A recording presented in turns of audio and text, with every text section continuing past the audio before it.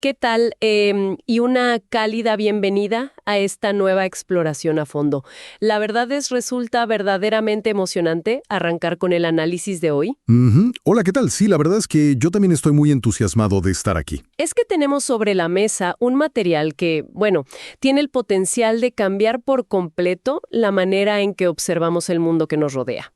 O sea, literalmente la manera en que miramos hacia arriba. Totalmente de acuerdo. Hoy nos vamos a sumergir en unos extractos de un documento sumamente fascinante titulado CAP-03-El Alba de Oro. Es una inmersión profunda en el esoterismo, en algo llamado la tradición primordial, la masonería y un concepto que francamente resulta deslumbrante. Así es. El significado oculto que conecta a los alfabetos más antiguos de la humanidad con las estrellas en el cielo nocturno. Y la misión que tenemos en este viaje de descubrimiento, pues es desentrañar cómo pensaban y sentían las civilizaciones de la antigüedad. Y al hablar de antigüedad nos referimos a un espectro histórico y geográfico enorme. Claro, no estamos hablando de un solo lugar. Exacto. Estamos hablando desde los druidas en los densos bosques europeos, pasando por los misterios de los egipcios, hasta llegar a los sabios babilonios. Lo que unía a todas estas culturas era una visión particular. Ajá. Para ellos, el universo no era simplemente un inmenso espacio vacío, ni una colección aleatoria de rocas y gases flotando por ahí en la nada. Para ellos, el cosmos entero era un texto sagrado. Un manuscrito gigantesco que, si se tenían las claves adecuadas, podía leerse letra por letra. Esa es la parte que seguramente enganchará a quienes nos escuchan hoy. Resulta fascinante imaginar que la idea no es simplemente que las estrellas sean bonitas o que si unes los puntos forman figuras de animales o mitos. No, es mucho más literal que eso. Exacto. La premisa central que expone este material es que las estrellas forman letras literales, un alfabeto cósmico real, y hay registros históricos de figuras que leían estas estrellas, agrupándolas como si fueran palabras impresas en una página, para predecir eventos de una magnitud colosal. Como la caída de reinos enteros, por ejemplo. Así es como si el destino estuviera literalmente escrito en las estrellas, pero no desde una visión poética. Sino estrictamente gramatical. Exactamente, estrictamente gramatical. Es un concepto que captura la imaginación de inmediato y que invita a replantear la relación del ser humano con su entorno. Pero bueno, antes de adentrarnos en estas aguas tan profundas y complejas, creo que es fundamental establecer el enfoque de nuestro análisis. Sí, muy importante. El objetivo de esta exploración a fondo no es, de ninguna manera, adoptar estas creencias milenarias como dogmas religiosos, ni promoverlas como verdades absolutas que deban seguirse. Claro, no estamos aquí para decir en qué creer. Exacto. Nuestra labor aquí es mantener una postura rigurosamente neutral y analítica. Lo que vamos a hacer es examinar intelectualmente estas ideas para comprender su tremendo impacto en la historia del pensamiento humano. Queremos entender el porqué y el cómo de esta visión del mundo, apreciando su complejidad y su belleza simbólica sin tomar partido. Me parece una aclaración muy pertinente para poder disfrutar de la profundidad de estas ideas con total libertad. Y para empezar a desempacar todo esto, hay un concepto en el material que le da título al documento y que me dejó pensando: el alba de oro. Un nombre muy evocador. Sí, la forma en que se describe es sumamente poética, porque lo plantea como el fin de una larga ocultación, una etapa que el autor denomina la noche de los misterios.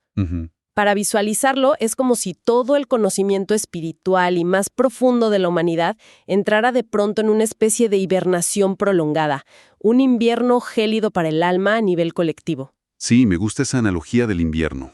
Y de repente, tras esa inmovilidad, suena una trompeta cósmica, un llamado estridente que busca despertar ese principio divino que reside en el interior.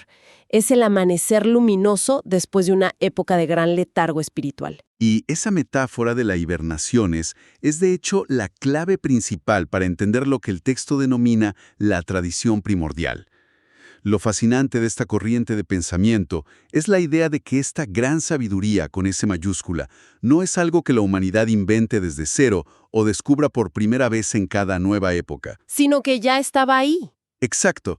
La premisa es que siempre ha existido. Es un mensaje eterno. Sin embargo, sufre de oscurecimientos cíclicos. En ciertos momentos de la historia, para la gran mayoría de la humanidad, parece que ha desaparecido por completo. Claro. El texto utiliza frases muy fuertes para ilustrar esto, diciendo que a veces esta sabiduría viaja hacia un lugar de la tierra o que se vuelve subterránea, que es escondida en una cueva. Es en esos precisos momentos de oscuridad histórica cuando surge esa frase tan melancólica de que los dioses han muerto. Pero si esta sabiduría entra en ese letargo, o sea, si se vuelve subterránea o se esconde en una cueva, ¿cómo es que no se pierde para siempre? Porque el material menciona que los viejos misterios mueren solo en apariencia. Y ahí entra una analogía que yo encontré brillante, la del ave fénix. Completamente de acuerdo. La tradición es comparada con el fénix que renace espectacularmente de sus propias cenizas, lo que significa que renueva lo que en verdad jamás muere. Para darle un marco más estructurado a esta idea, el texto cita a René Guénon. Un autor clave en estos temas. Así es, un pilar fundamental. Específicamente en su libro El Rey del Mundo, Guénon asocia la conservación de esta tradición primordial con un símbolo muy conocido por todos, el Santo Grial. Nos explica que la posesión del Grial representa, en el fondo, mantener intacta esta sabiduría en lo que él llama un centro supremo. O sea que perder el Grial no tiene nada que ver con perder una reliquia, una copa física o un objeto de madera. Precisamente. Perder el Grial equivale a perder la tradición misma. Y aunque a veces esta sabiduría milenaria parezca totalmente inaccesible para la masa de la humanidad, Guénon asegura que siempre se conserva. Se mantiene resguardada en lo que describe como centros rigurosamente cerrados. Centros cerrados. Sí, el conocimiento sigue ahí, custodiado por unos pocos, esperando silenciosamente el momento histórico adecuado para volver a salir a la luz y provocar ese nuevo amanecer o alba de oro. Eso nos lleva a preguntarnos cómo se estructura o cómo se concibe el origen de este conocimiento en primer lugar.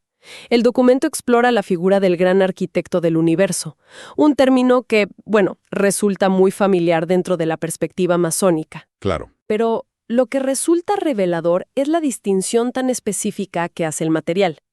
Subraya que el gran arquitecto es exclusivamente aquel que concibe el plan. Es la mente maestra que diseña el plan original del mundo. Para ponerlo en términos más cotidianos para quienes nos escuchan, es la diferencia entre el arquitecto visionario que dibuja los planos de un rascacielos y el contratista general que llega con los obreros a verter el cemento. Esa es la analogía perfecta, yo diría. El texto advierte que no se debe confundir a este arquitecto supremo con el obrero, a quien la filosofía antigua llama el demiurgo. El demiurgo, exacto. El demiurgo es quien ejecuta la obra y la construye materialmente, pero el arquitecto es quien idea el universo en su espíritu mucho antes de que exista físicamente. Es una distinción filosófica crucial entre la concepción y la materialización. Lo que aporta un enorme valor a esta exploración es ver cómo el texto demuestra que estas ideas trascienden por completo las fronteras culturales. No es algo exclusivo de Occidente, entonces. Para nada. Por ejemplo, cita que este mismo concepto exacto existe en la tradición hindú, donde a esa figura suprema del diseñador se le conoce como Vishvakarma. Esto nos indica que la necesidad humana de concebir una mente ordenadora detrás del caos aparente del cosmos es un arquetipo verdaderamente global. Y el método que usa este arquitecto para construir el universo es lo que rompe por completo nuestros esquemas habituales. Aquí es donde se pone realmente interesante, porque no lo construye con materia en el sentido tradicional, sino usando un lenguaje. Así es. El documento profundiza en la Kabbalah, mencionando textos como el Sefer Yetzirah, para explicar la idea de que el mundo fue edificado literalmente con palabras. Menciona la existencia de 22 letras elementales correspondientes al alfabeto hebreo. Es un cambio de paradigma brutal pensar que la materia prima de la realidad no son partículas o átomos tangibles, sino signos que representan sonidos divinos. Para que podamos dimensionar la profundidad de esto, el texto desglosa una anatomía de la palabra que resulta profundamente mitológica. Nos explica que la letra en sí misma, su forma visual o su sonido puro, es apenas el cuerpo. El cuerpo material. Sí, el cuerpo. Luego tenemos la palabra, que se forma al unir esas letras, la cual actúa como el vehículo o la envoltura de un significado. Y finalmente, el pensamiento o la intención detrás de esa palabra es su verdadera alma. El texto relata cómo la deidad tomó estas 22 letras, las impregnó con agua, las prendió con fuego como si se tratara de un huracán elemental, y finalmente las fijó en la bóveda celeste construyendo una especie de muro luminoso. Un miro luminoso. Exacto. El universo se concibe, por lo tanto, como pensamiento puro manifestado a través de un lenguaje divino. Lo cual nos hace mirar inmediatamente hacia arriba. Si esas letras fueron fijadas literalmente en la bóveda celeste mediante fuego y agua, entonces el cielo nocturno no es un paisaje, es el libro en sí mismo. Literalmente. Ambos afirmaban que categóricamente el cosmos entero es un manuscrito abierto y que las estrellas son las letras. Hay una cita de Hermes que dice algo así como: «El cosmos entero es un manuscrito. Leed, pues, este libro abierto». Una invitación directa. Claro, pero la gran pregunta que surge al leer esto es ¿cómo pasaban de la metáfora a la práctica? Y es ahí donde el documento deja de ser puramente filosófico y se vuelve casi técnico, lo cual es fascinante. Las culturas antiguas no solo observaban las estrellas para saber cuándo sembrar o para guiarse en el mar en sus viajes. Buscaban leer activamente la voluntad divina, y el material proporciona una evidencia visual que de verdad llama la atención. Al ver los diagramas y las tablas que acompañan el texto original, se nota una correspondencia que deja sin aliento. O sea, no es una asociación vaga de eso parece una letra. Así es, no es pareidolia. Por ejemplo, muestran el dibujo clásico de la constelación de Tauro y justo al lado demuestran cómo sus estrellas principales, si se conectan de cierta manera muy específica, trazan exactamente la primera letra hebrea, Aleph. ¡Qué locura! Y luego hacen lo mismo con la constelación de Géminis, encajándola a la perfección con la letra Bet. El nivel de detalle y erudición para encontrar estas correspondencias geométricas es altísimo. Y el texto no se detiene en un solo sistema, hace un recorrido por lo que llama los alfabetos celestes. Es una lista impresionante para alguien con curiosidad sobre el tema. Menciona el alfabeto de los ángeles, conocido como Malashim, que visualmente está lleno de círculos y líneas rectas conectando puntos estelares, casi como un mapa de constelaciones en sí mismo. Ajá. Luego analiza el alfabeto del pasaje del río, que tiene un aspecto profundamente geométrico. Y hay uno que me llamó mucho la atención, el alfabeto enoquiano. El cual el autor aclara que suele ser llamado erróneamente alfabeto tebano, por cierto. Lo describe como un idioma antiquísimo, previo incluso al sánscrito, que era utilizado de manera exclusiva y hermética en ciertas escuelas de misterios. ¡Wow! Y lo interesante es que el análisis no se queda solo en Medio Oriente o la zona del Mediterráneo. También hace un viaje hacia el norte de Europa, hacia las culturas celtas y vikingas, para analizar las runas o el Futhark. Ese detalle sobre las runas es pura poesía, la verdad. El documento explica que la palabra runa en sus raíces antiguas significa literalmente cuchichear, susurrar o secreto. Hasta el nombre mismo del alfabeto está indicando que su propósito no era la comunicación mundana. No era para escribir la lista del mercado. Para nada. Era transmitir algo oculto, algo que se dice en voz baja al oído de quien sabe escuchar.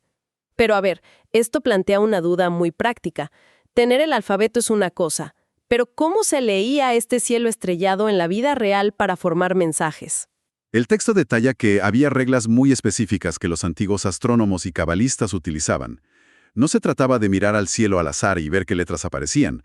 Decían que las estrellas debían observarse considerando sus posiciones fijas relativas. Al leer el cielo trazando líneas de este a oeste o de norte a sur en momentos específicos del año, los astros formaban configuraciones que se traducían en letras y, consecuentemente, en palabras enteras. Y aquí es donde el documento presenta una anécdota histórica que ilustra el peso abrumador que tenía esta práctica. Esa anécdota, estoy segura, es probablemente el momento más impactante de toda la lectura de hoy.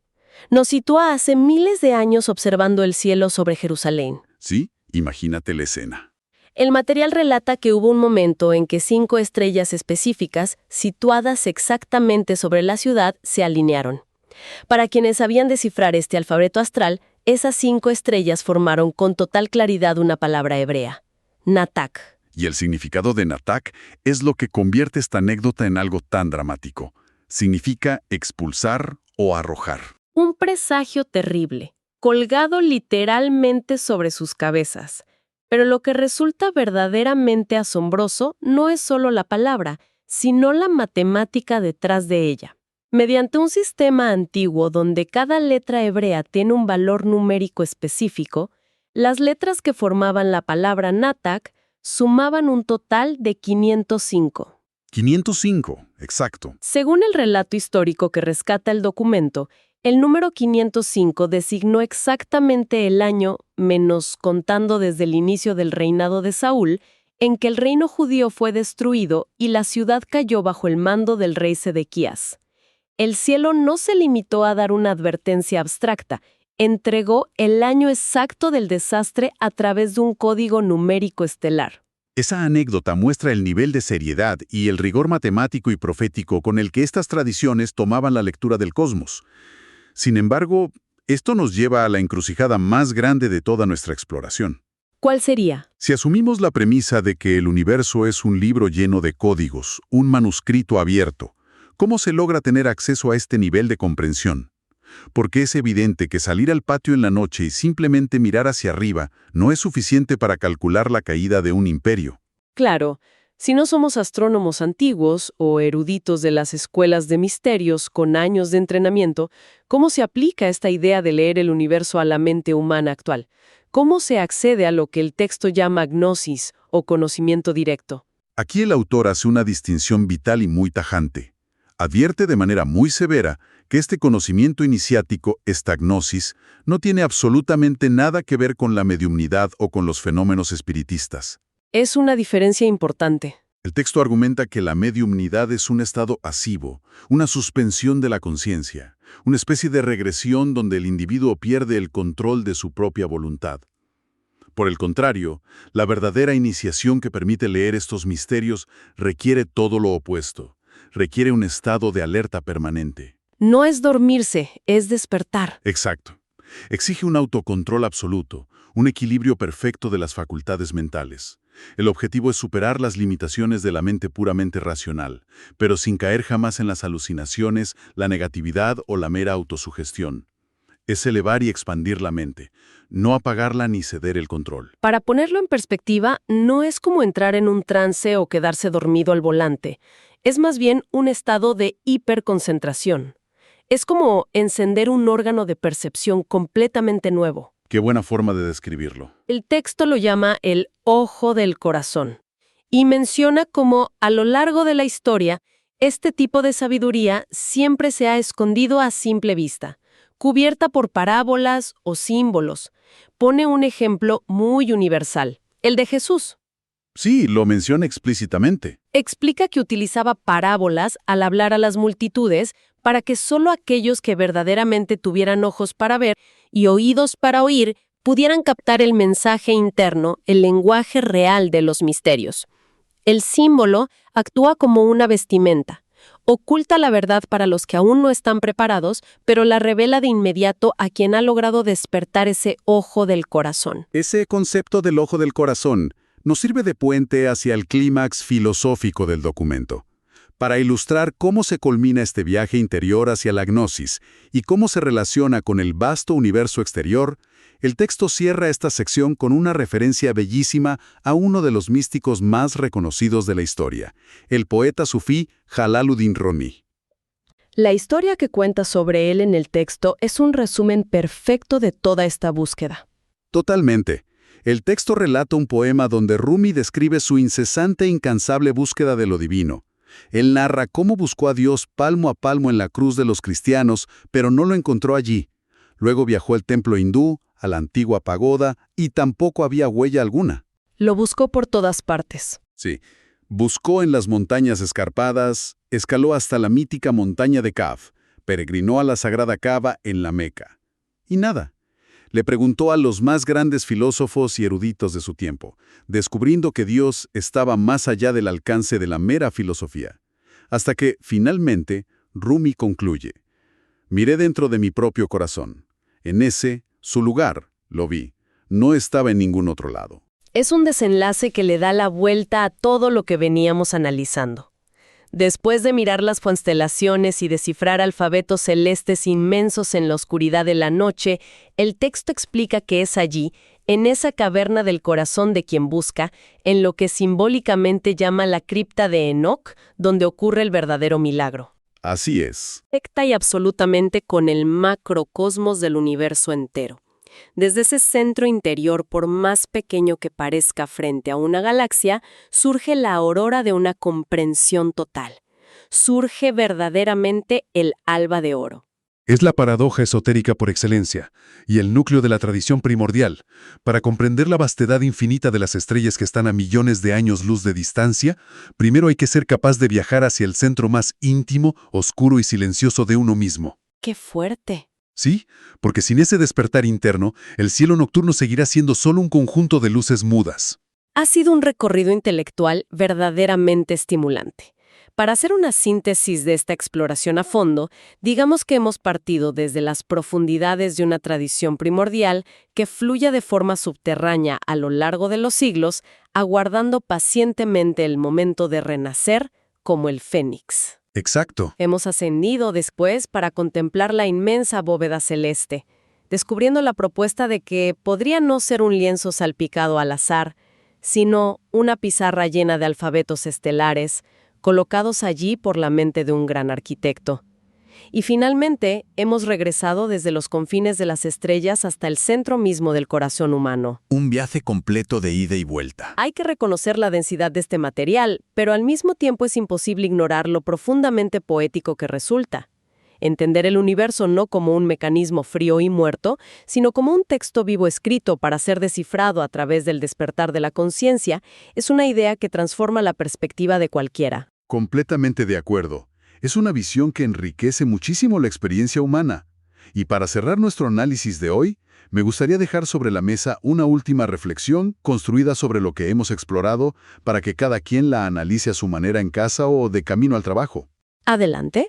Si los sabios de la antigüedad creían con tanta firmeza que el cosmos es un manuscrito abierto, y que cada estrella, cada constelación y cada fenómeno natural es una letra que forma palabras con un propósito profundo, valdría la pena mirar nuestra realidad actual. En nuestro mundo moderno, donde rara vez alzamos la vista al cielo nocturno debido a la contaminación visual y a las cegadoras luces de las ciudades, cabría preguntarse algo vital. Claro. ¿Qué mensajes fundamentales de la naturaleza, de nuestro entorno o incluso de nosotros mismos estamos ignorando todos los días simplemente porque hemos olvidado por completo cómo leer el alfabeto del mundo que habitamos? ¡Wow! Una pregunta que sin duda resuena con fuerza y que seguramente dejará a nuestra audiencia dándole vueltas al asunto mucho después de terminar este análisis. Esa es la idea. Desde aquí, extendemos un profundo agradecimiento a todas las mentes curiosas que nos acompañaron a lo largo de esta exploración a fondo. Esperamos que este recorrido por antiguas tradiciones y cielos estrellados haya encendido alguna chispa de curiosidad y haya renovado el asombro por ese inmenso universo que nos envuelve. Ha sido un placer. La invitación queda siempre abierta. Hay que seguir cuestionando, seguir mirando tanto hacia arriba como hacia adentro y, sobre todo, seguir aprendiendo. Hasta la próxima exploración.